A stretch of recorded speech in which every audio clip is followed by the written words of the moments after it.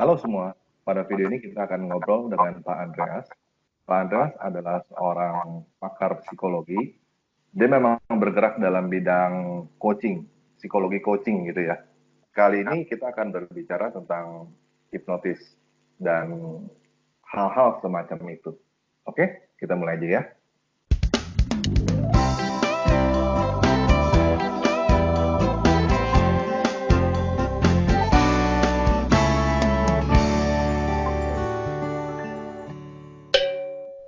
Halo Pak Andreas.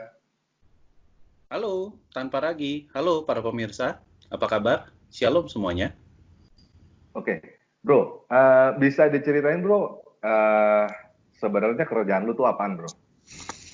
Oke, kerjaan saya sehari-hari saya adalah life coach. Saya sudah mendalami tentang life coach ini 12 tahun kurang lebih ya.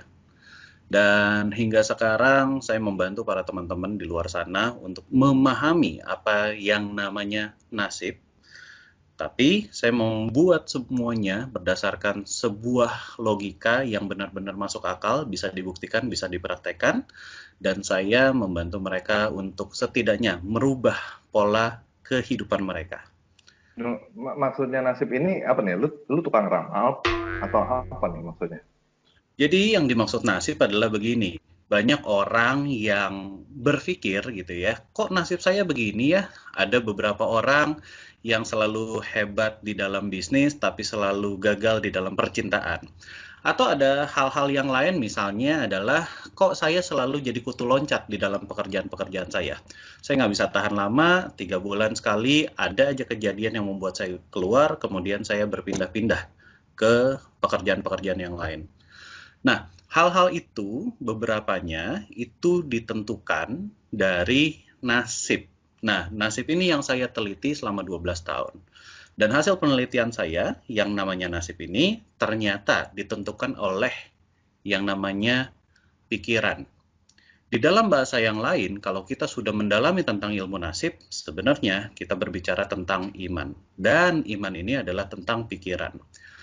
Dan nggak banyak orang tahu bahwa di pikiran, kalau kita berbicara tentang ilmu psikologi, mungkin kebanyakan orang berpikir bahwa pikiran itu ada dua, pikiran sadar dan pikiran bawah sadar.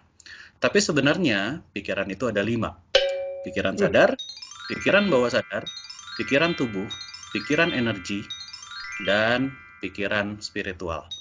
Jadi ada 5 area yang kita perlu kuasain supaya setelah menguasai ini, hidup kita benar-benar bisa berubah. Dan ke area 5 pikiran ini adalah iman. ya, gue baru tahu dua. Gue baru kali ini gue tahu ada 5. Biasanya gue cuma tahu 2 doang. Sadar sama nggak sadar. Ya, anyway, orang juga mikirnya gue tuh tukang ramal, tukang begitu bicara nasib, pacenya gimana, dan Tapi pasti pertanyaan itu ada kan. Orang-orang pasti nanyain lu kan. Nanti iya, gue gimana nih? Nanti nasib gue gimana? Pasti ada pertanyaan itu kan. iya memang. Ujung-ujungnya ke situ kan. Ujung-ujungnya ke sana memang. Gue mesti ngakuin Hmm. ujung-ujungnya kebanyakan orang adalah kok nasib gue begini. Jadi mempertanyakan untuk segala sesuatu yang mereka karena tidak mengerti bagaimana caranya memanajemen kelima pikiran itu. Jadi mereka mencari tahu pembenaran. Ya emang gue begini dan pembenarannya biasanya dibilang ya udahlah karma gue emang begini. Hmm. Gitu. Oke. What we can do with that? What we can do with that? Just Apakah maksudnya bisa merubah nasib atau gimana gitu? Oke, jadi apakah manusia bisa merubah nasib? Dan jawabannya adalah bisa dengan satu kata kunci, menyelaraskan semua kelima pikiran tersebut. Hmm. Oke. Sebelum gue masuk ke sana nih. Jadi gini. eh Kita kan ngomongin soal hipnotis, Ya, soal psikologi nih. oke. Banyak orang Kristen yang pasti bilang, ah ini ajaran sesat nih. Ini Mhm, ajaran setan nih. Belum mhm, apa-apa udah begitu dulu, betul nggak? betul. Nah, itu menurut lu pandangan itu gimana? Jadi pandangan ini kalau dibilang, dan ini juga beredar di gereja ya, pandangan tentang bahwa hipnotis itu sesat, hipnotis itu ajaran setan dan lain sebagainya, bisa ngontrol pikirannya orang, bisa mengontrol dan mengendalikan perilakunya orang. Dan ini adalah pandangan yang amat sangat keliru. Tapi pandangan ini memang beredar karena nggak banyak orang Kristen, atau mungkin boleh dikatakan para hamba-hamba Tuhan, para pendeta, konselor yang ada di gereja, belajar tentang ilmu pikiran. Karena selama ini yang beredar adalah tentang ilmu psikologi yang biasanya disebarluaskan melalui kuliah-kuliah. Jadi mereka taunya adalah seperti itu. Sedangkan di hipnotis itu adalah sebenarnya gaya dan media komunikasi pikiran bawah sadar yang memang untuk memprogram manusia. Jadi dengan kata lain, kita memang diprogram oleh semua lingkungan dan semua yang kita bisa berkomunikasi dengan mereka. Siapapun mereka, itu adalah media hipnotis dengan kita. Nah, buat para hamba Tuhan, buat para pendeta, buat para konselor gereja, ada baiknya justru mempelajari dunia pikiran sehingga kita bisa tahu mengapa seseorang sudah didoakan tapi tidak berubah. Mengapa seseorang sudah sujud berkali-kali, mungkin doa puasa, tapi kehidupannya tetap tidak berubah.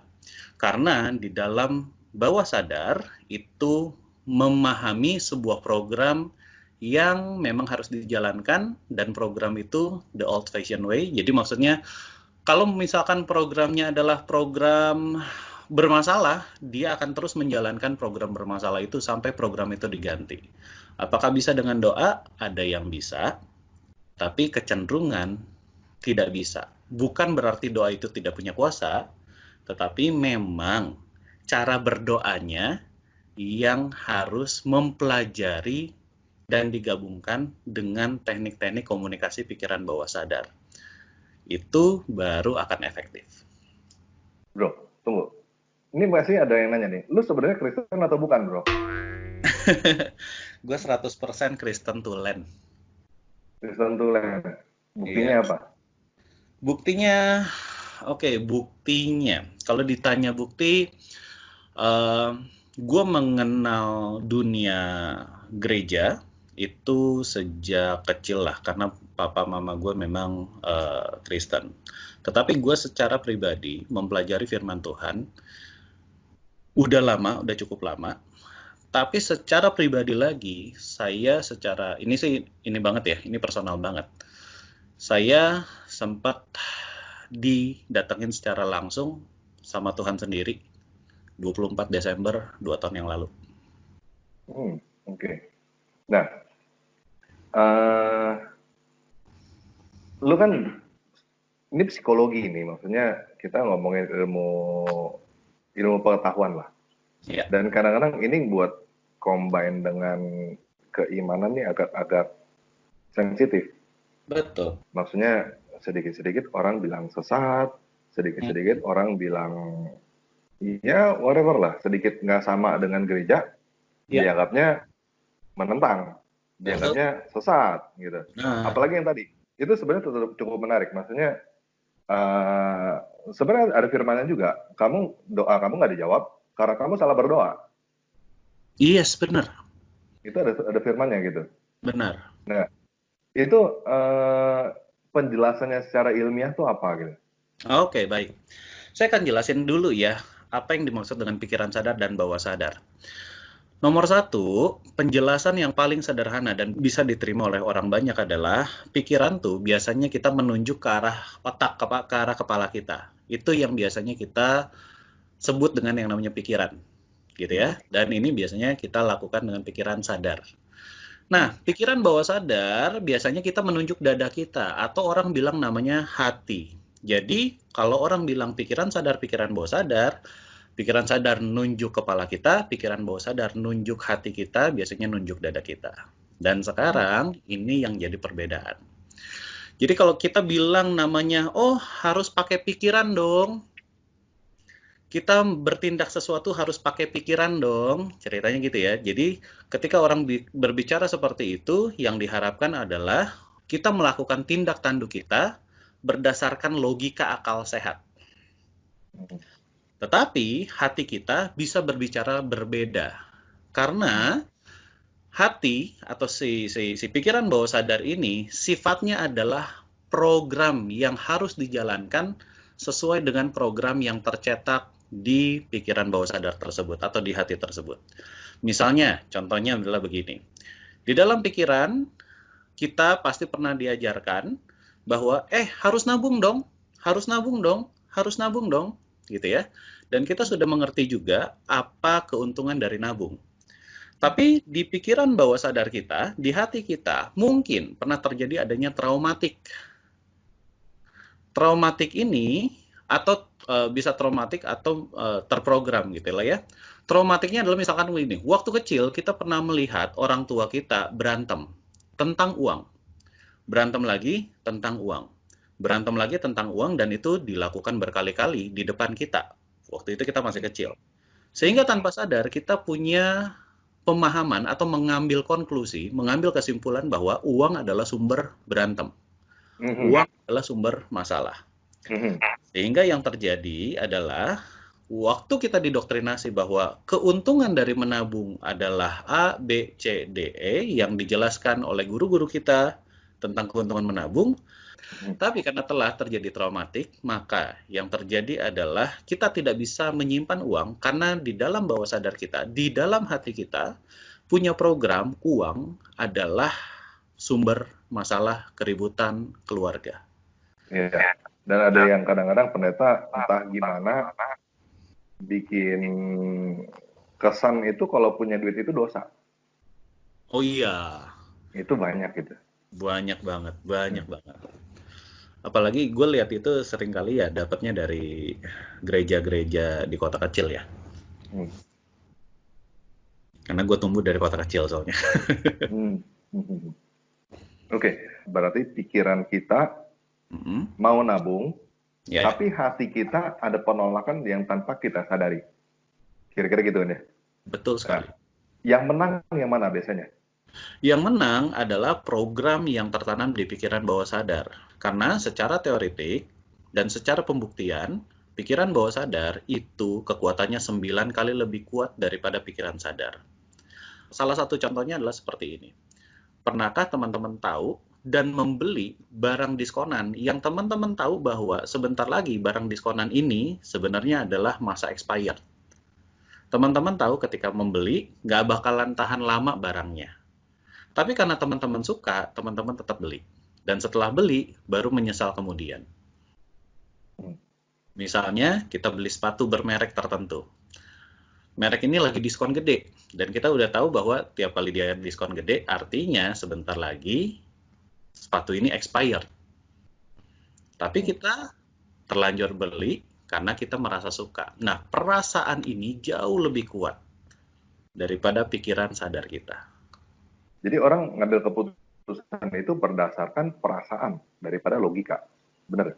Betul. Jadi orang ngambil keputusan berdasarkan program yang ada di bawah sadar. Program ini akan memunculkan sebuah perasaan. Perasaan ini adalah perasaan yang asik atau nggak asik, nyaman atau tidak nyaman, perasaan yang dirasa benar atau dirasa salah. Setelah itu akan diambil keputusan berdasarkan perasaan-perasaan tersebut. Oke.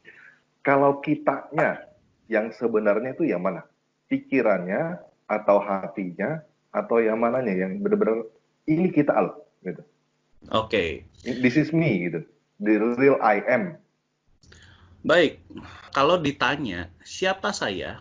Jawabannya adalah saya adalah kumpulan program pikiran yang pernah tertanam di bawah sadar saya.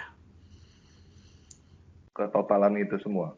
Iya, ketotalan. Karena kalau berbicara program, manusia nggak cuma punya satu program. Manusia punya ratusan program untuk menjalankan ratusan kehidupan.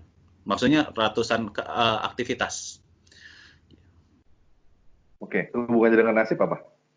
Oke, apa hubungannya program bawah sadar dengan nasib?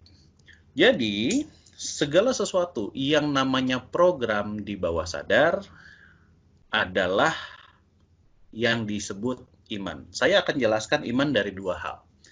Satu, Kalau kebanyakan iman, kebanyakan para hamba-hamba Tuhan dan pendeta dan gereja berbicara tentang iman, biasanya iman yang percaya sama Tuhan, iman yang percaya dan bergantung sama Yesus, iman yang bergantung bahwa segala sesuatunya ditanggung oleh Yesus, diberesin oleh Yesus, dan berjalan bersama dengan Yesus, dan jalan termasuk jalan di lembah kekelaman. Gitu ya. Dan itu yang biasanya ditanamkan gereja. Itu benar, tapi itu adalah iman yang kita anggap bahwa iman kita berjalan dengan Tuhan Yesus. Tapi di satu sisi yang lain, kita punya iman yang dimana iman ini adalah pemikiran-pemikiran kita ketika kita berhadapan dengan realita. Contohnya, kita berharap bahwa Tuhan berkati saya dong, Tuhan berkati saya berlimpah, Tuhan berkati saya karena saya harus membayar sekolah anak saya harus membiayai makan keluarga saya harus membiayai perawatan mobil saya, perawatan motor saya harus membayar listrik dan semua tagihan. Dan banyak orang berdoa dengan cara yang sama, gitu. Dia bergantung dengan Tuhan, amat sangat bergantung. Dia percaya bahwa Tuhan bisa memberkati, amat sangat percaya Tuhan bisa memberkati. Tetapi, di lain sisi, ketika dia menjalani kehidupannya, dia sering juga ngomong di dalam hatinya, hidup itu susah, cari duit itu susah. Hidup itu tidak mudah, hidup itu banyak pertentangannya, hidup itu kok gini-gini amat ya. Nah, semuanya itu terjadi di dalam program pikiran bawah sadar. Dan apa sih yang paling kuat di dalam program pikiran bawah sadar? Jika teman-teman merefer pembelajaran pikiran bawah sadar, maka yang paling kuat adalah belief system. Apa sih belief system itu? Belief system adalah segala sesuatu yang kita anggap benar di pikiran bawah sadar kita dan bukan di pikiran sadar kita. Jadi kebenarannya adalah di pikiran bawah sadar kita, di hati kita, yang kita anggap benar, bukan apa yang secara logika kita anggap benar.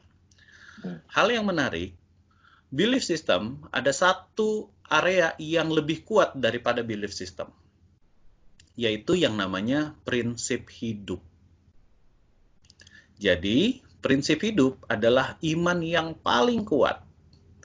Contohnya, kita sama-sama bergantung dan percaya dengan Tuhan, tapi prinsip hidup kita bahwa hidup itu tidak mudah, hidup itu penuh tantangan, hidup itu harus naik turun, hidup itu harus ngalamin hal-hal yang buruk.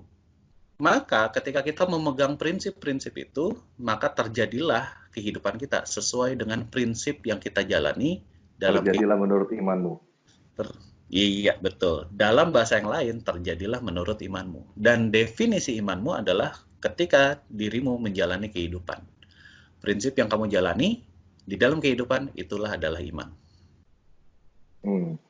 Itu berarti bisa dibilang sudut pandang lah ya.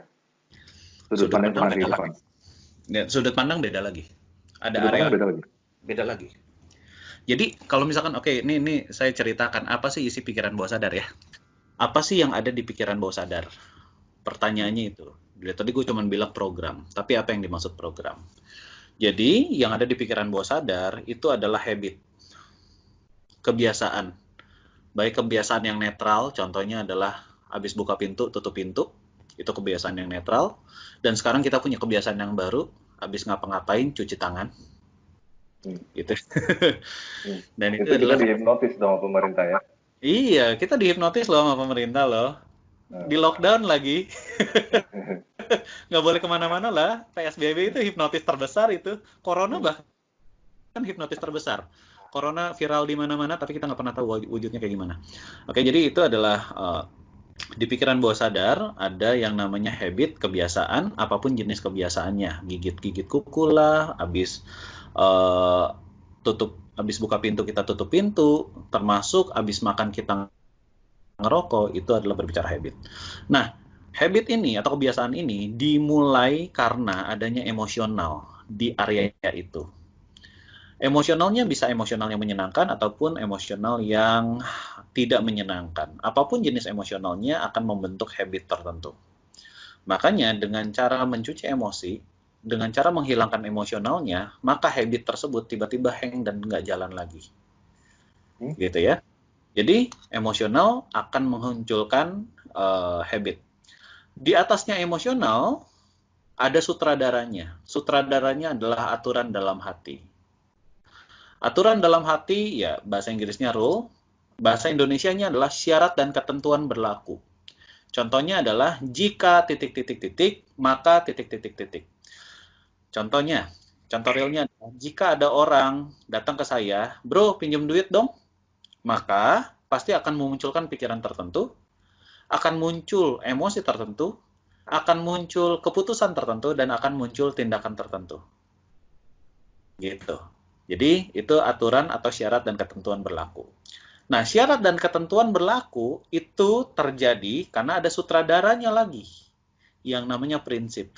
Prinsip itu adalah satu program yang paling kuat yang kita jalani di dalam kehidupan kita. Program prinsip ini yang benar-benar super powerful.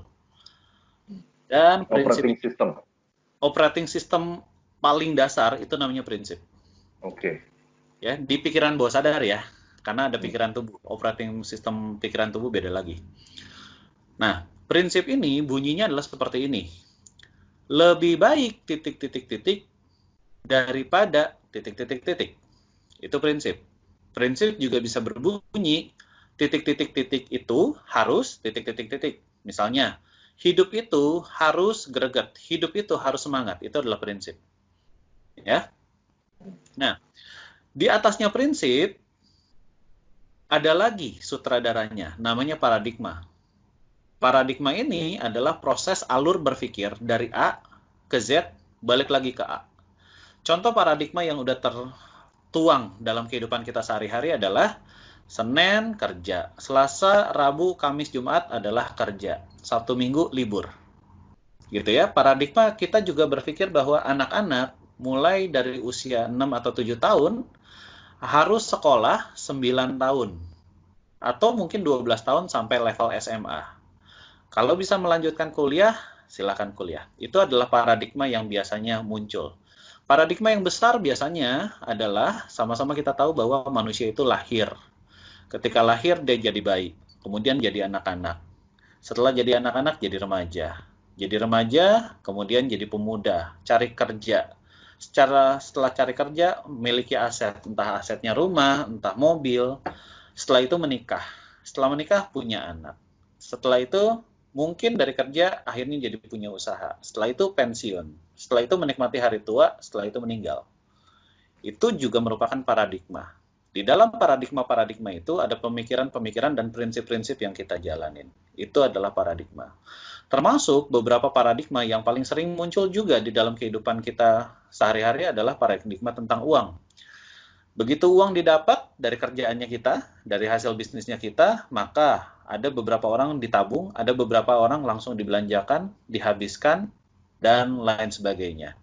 Sampai akhirnya uang itu habis, maka muncul lagi duitnya dari kerjaan kita, dan kemudian kita akan mengulangi lagi proses apa yang kita lakukan tentang uang itu sendiri. Gitu. Itu kita berbicara paradigma. Di atasnya paradigma ada sutradaranya lagi. Jadi ada sutradara di balik sutradara. Sutradara di atasnya paradigma itu adalah belief. Apa yang benar-benar kita percaya. Nah, disinilah biasnya. Inilah yang membuat kita bias. Jadi karena kita belief itu ada yang benar-benar bagus dan membuat kita berkembang, tapi ada belief yang membuat kita bias, punya paradigma yang bias, punya pola pikir yang bias, Nah, ini adalah berbicara belief. Misalnya, apa sih yang membuat bias? Hidup itu sulit. Itu adalah bias. Tapi di satu sisi, kalau teman-teman berpikir hidup itu adalah anugerah, itu juga sebenarnya adalah bias. Tapi hasil akhirnya ketika hidup itu adalah anugerah, kita bisa lebih berkembang. Semua belief system sifatnya biasanya bias, tapi kita yakini dan kita percayai, kita pegang kuat-kuat. Nah, misalnya contoh beberapa film, misalnya contohnya aja ya, Rapunzel. Rapunzel dibuat percaya bahwa sama mama tirinya bahwa di luar sana adalah dunia yang jahat gitu. Dan dia yakini itu bertahun-tahun sampai dia merasakan kayaknya ada yang salah nih. Saya mau keluar sana, apakah mengecek apakah benar dunia itu jahat atau malah sebaliknya. Nah, di dalam diri kita juga ada yang seperti itu. Jadi kebanyakan belief system itu sifatnya adalah bias. Tapi singkatnya teman-teman silahkan introspeksi apakah belief ini benar-benar mengembangkan diri kita atau malah menciutkan diri kita. Kemudian berikutnya, di atasnya belief itu ada yang namanya value. Value itu adalah apa yang kita anggap penting dan bernilai buat diri kita. Kalau kita tidak menganggap penting, maka kita tidak akan memilikinya. Ada sangat banyak orang di luar sana menganggap bahwa duit itu tidak penting. Jadi kalau ditanya, duit itu penting nggak? Pentingnya cuma di dalam bibir doang. Tapi ketika langsung bertemu dengan pikiran bawah sadar, kebanyakan dari mereka, duit itu penting sih, tapi ada tapinya. Sehingga karena ada tapinya, menghilangkan pentingnya uang itu sendiri. Dan itu banyak kejadian di sana. Dan Segala sesuatu. sorry, gue cutting itu soalnya, dan lucunya ujung-ujungnya pada bertanya-tanya, kok hidup gue menderita ya? Iya kan? Kok gue nggak punya duit ya? Iya, Bener. Padahal itu betul, dibuat sendiri gitu. betul.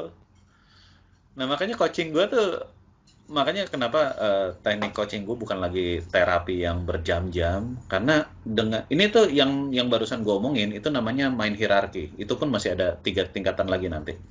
Di mind hierarchy itu, ketika gue tanya dengan pertanyaan apa yang gue susun kayak tadi, gue udah bisa langsung tahu akar masalahnya di mana. Hmm. Nah, di akar masalah itu, emosionalnya apa, itu udah bisa langsung ketebak dengan amat sangat cepat. Nah, gue tinggal ilangin dalam waktu kurang dari 10 menit. Udah gitu doang. Jadi lu tinggal tembak yang paling ujungnya itu sutradara pening itu, semuanya rentet semua. Betul. Oke. Jadi satu program itu ngerentet tuh. Jadi kalau udah dicabut emosionalnya, itu program tiba-tiba hang. Jalan, tapi sulit jalan. Nah, karena sulit jalan, akhirnya program itu kan lemah.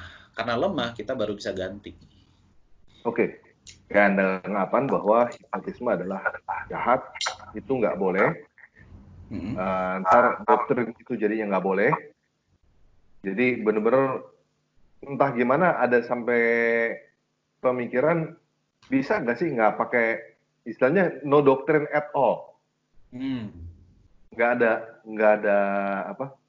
Nggak ada yang tadi yang itu kan bias tuh, yang tadi kita bilang hidup ini adalah anugerah, itu bias. Kita bilang hidup ini adalah penderitaan juga bias. Nah, bisa nggak sih kita hidup tanpa itu sama sekali? Oke, bisa nggak sih kita hidup tanpa doktrin sama sekali? Jawabannya adalah kalau tidak ada doktrin, maka secara otomatis pikiran bawah sadar kita akan menciptakan doktrin kita sendiri. Jadi jawabannya tidak mungkin, tidak akan bisa. Karena kalau kita tidak didoktrin orang lain, kita akan mendoktrin hidup kita sendiri. Jadi pikir doktrin itu adalah serangkaian mindset atau serangkaian program pikiran yang harus dijalankan. Tanpa adanya doktrin, manusia nggak bisa hidup. Nggak berfungsi. Nggak berfungsi. Kayak handphone nggak ada software. Kayak handphone nggak ada software, benar sekali. Oke, lanjut tadi. Oke, ya lanjut. Nah, di atasnya value itu ada yang namanya energi. Nah, energi ini berbicara apa sih? Energi ini berbicara aura, cakra, berbicara banyak energi ini. Misalnya contoh ya, energi juga berbicara tentang numerologi, berbicara pace, human design, semuanya adanya di sini, di area energi. Tapi karena nggak banyak orang bisa menerima ini, hal ini boleh di-skip sampai area aura. Karena semua orang udah pasti ngerti tentang aura, tapi nggak semua orang bisa menerima pace dan lain sebagainya. Jadi yang pace dan sebagainya itu dihilangin aja nggak apa-apa. Kemudian, di atasnya area energi ini adalah area citra diri. Citra diri inilah yang di dalam Alkitab dibilang bahwa marilah kita menciptakan manusia segambar dan serupa. Area citra diri ini adalah satu hal yang termasuk paling penting, jadi boleh dikatakan adalah software yang paling basic, atau kita bilang namanya BIOS. Hmm. BIOS itu apa ya singkatannya? Gue lupa. Oke. Itulah. Atau DOS deh, DOS gitu Mhm. ya. DOS. Nah, ini adalah berbicara tentang citra diri. Dengan citra diri yang baik, maka hasil akhir sebuah program bisa baik semuanya. Dengan citra diri yang buruk, maka hasil akhir akan sangat menyedihkan. Salah satu yang tanpa sadar kita sering melakukan pencitraan terhadap diri kita sendiri adalah kita sering bilang begini, gue mah apa tuh? Tanpa Nggak ada sadar. berarti itu. Berarti nggak Iya, citra diri. benar. Tanpa sadar kita lagi menghilangkan diri kita yang bagus. Tanpa sadar kita merasa nggak layak bahwa kita berada di level yang lebih tinggi itu nggak layak.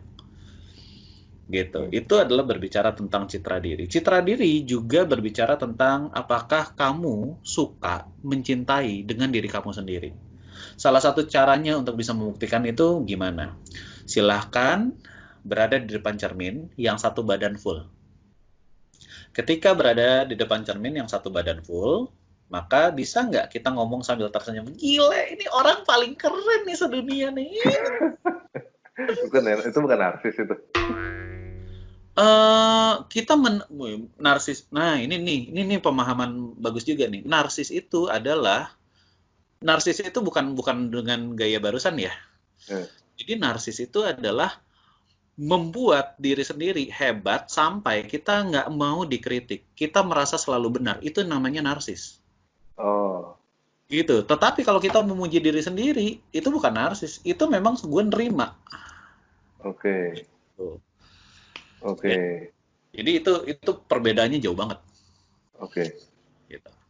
Nah, dari citra diri, masih berbicara soal apa citra diri ya. Jadi gue Hmm, sering lakukan terapinya begitu sama hmm. teman-teman lain yang bisa nggak sih lu gile gue keren sampai bisa ekspresi greget gitu ya ekspresi gile gue banget ini gile gue banget. Nah, oh ya citra diri itu kata kuncinya adalah gue banget.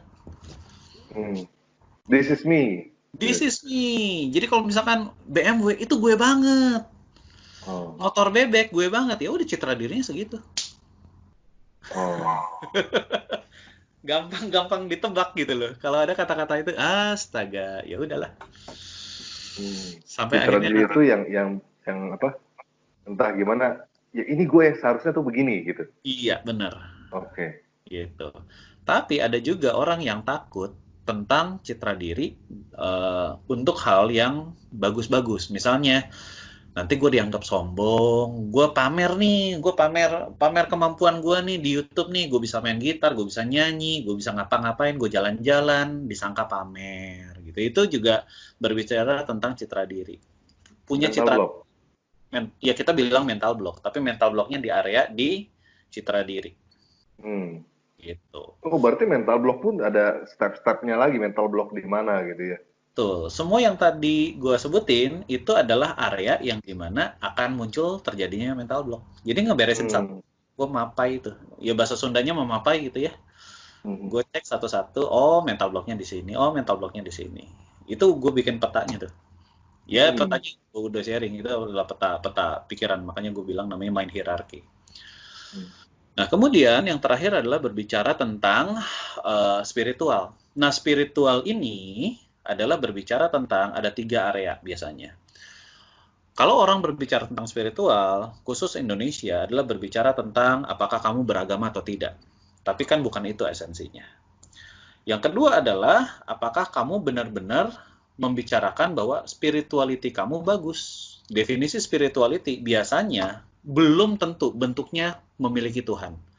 Makanya ada beberapa orang yang nggak percaya Tuhan, tapi meditasi melulu. Gitu. Jadi seolah-olah meditasi adalah jalan spirituality-nya dia. Merasa ketenangan, merasa damai, merasa bersatu dengan universe, yaitu salah satunya di Buddha juga kan begitu sebenarnya gitu ya. Hmm. Ya. Nah, yang ketiga di area spirituality ini adalah apakah kamu tahu, kenal siapa Tuhanmu dan kamu ada di dalam dia ada di dalam kamu. Itu spirituality tertinggi. Nah, dari satu set ini, inilah yang dinamakan iman. Jadi iman itu termasuk habit, iman itu termasuk emosional, iman itu termasuk aturan diri, termasuk prinsip, termasuk paradigma, termasuk belief system, apa yang kita percayai, termasuk apa yang penting, the value gitu ya, kemudian termasuk auranya kita sendiri, termasuk citra diri, dan termasuk spiritual. Jadi dari sini semuanya inilah satu set yang namanya iman. Jadi iman sekarang bisa dijelasin. Tapi Wow. aja ada area-area yang gue nggak bisa jelasin. Jadi Wow. semua area yang gue boleh dikatakan gini, begitu gue bisa petain ini semua ya, gue pernah, aduh Tuhan, itu momen dimana gue nangis. Tuhan thank you ya, selama ini gue mencari nasib itu kenapa, areanya tuh adanya di mana? Ya adanya di iman itu, imannya di mana? Ya itu yang gue pretelin. Jadi dari 10 area ini, gue sampai jingkrak-jingkrak sekarang gue tahu artinya iman. Gue bisa berbagi artinya iman. Gue bisa ngejelasin artinya iman dari sudut pandang pikiran dan dunia psikologi. Tapi dari sini gue bisa, ini loh artinya iman. Jadi gue bisa nunjukin iman yang salah, yang tidak bekerja buat mereka, cara ngegantinya, dan menjalani iman yang baru. Gitu. Sampai pada kesimpulan ya, di satu sisi, gue udah bisa, dalam arti kata nih, punyalah kebanggaan untuk bisa menceritakan ini loh iman. Tapi ini tantangan gue yang gue pernah ngalamin, bahwa setelah gue menjalani apa teoretiknya gue barusan, ternyata ujung-ujungnya tetap ada satu hal yang Tuhan mau. Ibaratnya gini, gue seolah-olah gue udah master deh dibilang iman, gue udah bisa jelasin ini, gue udah hidup dari situ kok gitu lah ya. Sampai akhirnya gue dibikin, dari situ baru muncul salah satu iman yang tertinggi adalah percayalah kepada Tuhan dengan segenap hatimu dan jangan nah itu tuh iya gitu loh, gue punya pengertian iman begini, gue punya pengertian itu, tapi udah dibikin mentok, yaitu munculnya tetaplah percaya sama Tuhan, jadi bersandarlah. Jadi dulu mungkin gue banggain, sekarang gue masih bisa membanggakan itu, tapi lebih bangga lagi ketika lu udah mateng, lu malah tahu bahwa semuanya jadi bagus, iman lu jadi kuat, tapi tetaplah mengandalkan Tuhan. Oke, sekian video kali ini. Thank you Bro Andreas. Tuhan berkati. Tuhan berkati.